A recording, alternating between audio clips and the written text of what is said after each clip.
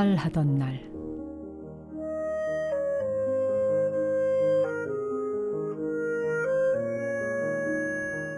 은사 스님, 오늘은 바람 한 점 없이 무덥습니다. 공양은 제때에 챙겨 드시는지요? 갈수록 입맛도 없고 몸도 예전 같지 않다며 자리에 누워 계신 것을 보며 문득 스님이 세상을 떠나시면 어떻게 하나 걱정하기도 합니다.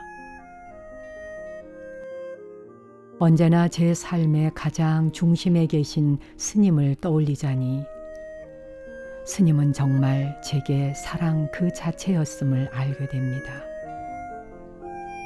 세상 아무것도 모르던 어린 제가 출가하겠다고 떼를 쓰자 스님께서는 조용히 타이르셨지요.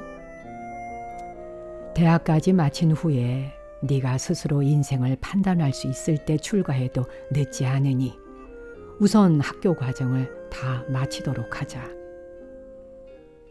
그러나 그때 겨우 16살이던 저는 막무가내로 출가를 고집했고 머리를 들이밀며 깎아달라고 졸라댔습니다. 몇 날 며칠을 알아듣도록 타이르고 설명해도 도대체 출가의 의지를 꺾지 않는 저에게 스님은 결국 불연이 깊은 아이라 생각하시고 출가를 허락하셨죠. 부처님 열반일에 맞춰 삭발하기로 정하자 어른들은 법복도 만들고 뭔가를 준비하느라 바빴습니다. 저 역시 제 앞에 새로이 펼쳐질 삶 때문에 약간 흥분한 상태였지요. 그때가 중학교 과정을 끝냈을 무렵이었고 불교와 깊은 인연이 있긴 있었던지 중학교 2학년 때 선생님께 이런 질문을 한 기억이 납니다. 선생님, 왜 사람은 꼭 학교에 다녀야 하나요? 꽃과 나무들은 학교에 안 다녀도 잘 사는데요. 어이가 없다는 듯 멍하게 바라보시던 선생님은 볼펜으로 제 어깨를 톡톡 치면서 그런 엉뚱한 생각하지 말고 공부나 해 하고 말을 잘랐습니다. 그때 저는 학교와 선생님이 모든 것을 가르쳐 줄 수 있는 것은 아니라는 생각을 했습니다. 출가해서 스님이 되면 가지고 있던 의문을 풀 수 있을지도 모른다는 생각을 하게 된 건 그 무렵이었지요. 이윽고 삭발하기로 한 날 아침, 문중에 어른 스님들이 오시고 절집은 가볍게 들뜨기 시작했습니다.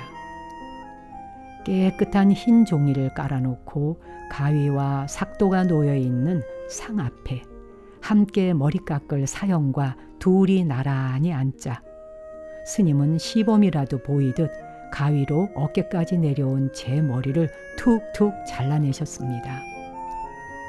싹싹 머리카락 잘려나가는 소리가 경쾌하게 들려왔고 그 머리카락이 하얀 상 위에 가지런히 놓였습니다. 그때 16살, 철없는 저는 들뜨기만 했습니다. 가위질하던 손을 멈추고 스님이 하시던 말씀이 아직도 선명하게 기억납니다. 지금도 늦지 않았다. 생각이 바뀌었으면 말하거라. 머리 깎겠다는 저를 염려하는 눈빛으로 보시던 스님은 그렇게 마지막 기회라도 주시듯 말씀하셨지요. 돌이켜보면 그때까지 어린아이였던 저는 그 순간 웃음을 터뜨렸습니다. 듬성듬성 머리가 다 잘려나간 마당에 그만두고 싶다고 어떻게 그만둘 수 있다는 건지 한번 웃고 나니까 자꾸 웃음이 나왔습니다. 저는 머리카락이 잘려나갈 때마다 너무나 시원하여 옆에 앉은 사형과 달리 계속 싱글벙글 웃어댔습니다. 돌이켜보면 저는 정말 세상 모르는 철부지였고 사형은 조숙하고 감수성 예민한 분이었지요. 이 머리카락은 무명초다. 없을무, 밝을명, 풀초의 무명초. 무명이란 어둠, 무지란 뜻이며 머리카락을 자르는 이 삭도는 지혜의 칼날이니 어둠을 베어버리고 지혜의 길을 가는 것이 바로 삭발의 의미임을 명심해라. 잘라낸 긴 머리를 한지에 쌓아 밀쳐둔 뒤 스님은 삭도를 집어들며 그렇게 말씀하셨습니다. 머리카락을 가위로 듬성듬성 자른 머리를 막 삭도로 밀려는 순간이었죠. 앞머리부터 깎으면 앞길이 훤해지고 뒷머리부터 깎으면 죽노릇을 잘하게 된다. 스님은 그렇게 말씀하시고는 앞머리부터 밀어주셨습니다. 앞길이 환하라고 축원을 내려주신 거죠. 삭발을 끝낸 뒤 법복을 갈아입은 저는 신바람이 나서 법당에 올라가서 부처님께 절하고 다시 스님들께 돌아가며 절을 올렸습니다. 법복을 어설프게 입은 채 날아갈 듯 좋아 싱글벙글 웃고 있는 제게 스님은 그제야 대견해하고 자랑스러워하는 눈길을 주셨지요. 꼭 아란존자 같구나. 스님은 그때 그렇게 말씀하셨습니다. 스님, 기억하시는지요? 삭발을 하고 채 반년이나 지났을까 싶던 무렵 제가 심한 몸살 감기에 걸려 몸이 불덩이처럼 달아오르고 정신이 희미해서 물 한 모금 못 마실 정도로 아팠던 적이 있지요. 너무 신경을 쓰고 몸이 허약해져 있으니 충분히 휴식을 취하고 잘 먹어야 합니다. 의사의 말을 들은 스님은 깜짝 놀라시며 어느 정도 허약하냐고 다시 물으셨지요. 병원에서 나와 절까지 걸어 올라가는 동안 스님은 제 손을 꼭 잡으며 말씀하셨습니다. 네가 신경 쓸 일이 뭐가 있느냐. 내가 이렇게 옆에 있는데 너는 마음 푹 놓고 잘 먹고 잘 자라면 된다.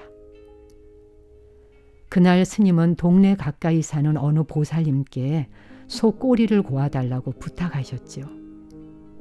그러나 스님이 그렇게 지극히 정성을 들였는데도 저는 그 국을 도저히 삼키지 못하고 토해버렸습니다.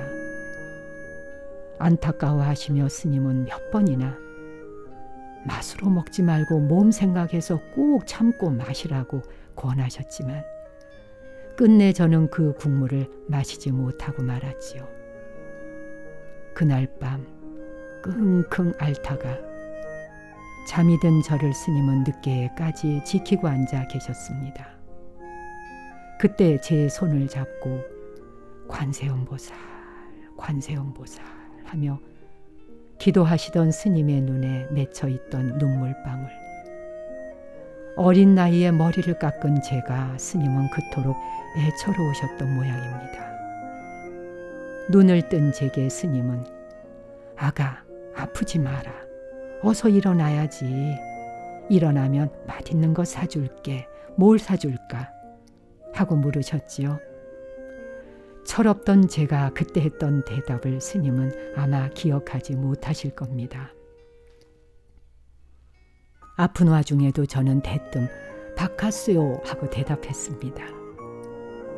아파서 누워있는 아이가, 그것도 출가해서 머리까지 깎은 승려가 그 와중에 바카스가 먹고 싶다고 대답했던 걸 생각하면 얼마나 기가 차는지. 30년 가까운 세월이 흐른 지금 그때를 떠올리면 스님도 아마 미소를 지으시리라 생각됩니다. 며칠 뒤 스님은 정말 바카스를 한 병 사주셨고 용돈까지 주셨지요. 16살 철부지 동자를 엄마가 아기 키우듯 보살펴 주시면서 스님은 그렇게 제게 끝없는 사랑을 쏟아주셨습니다. 제가 아플 때 기도하시던 스님의 모습을 떠올리면 지금도 코끝이 찡해집니다.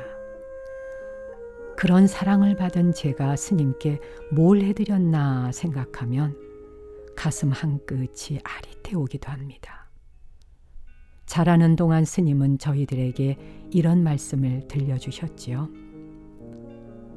아픈 환자를 돌보는 것이 공덕 중에 가장 큰 공덕이라 했으니 너희들도 살아가다가 누군가 아픈 이를 만나면 부모 형제를 돌보듯 해야 한다.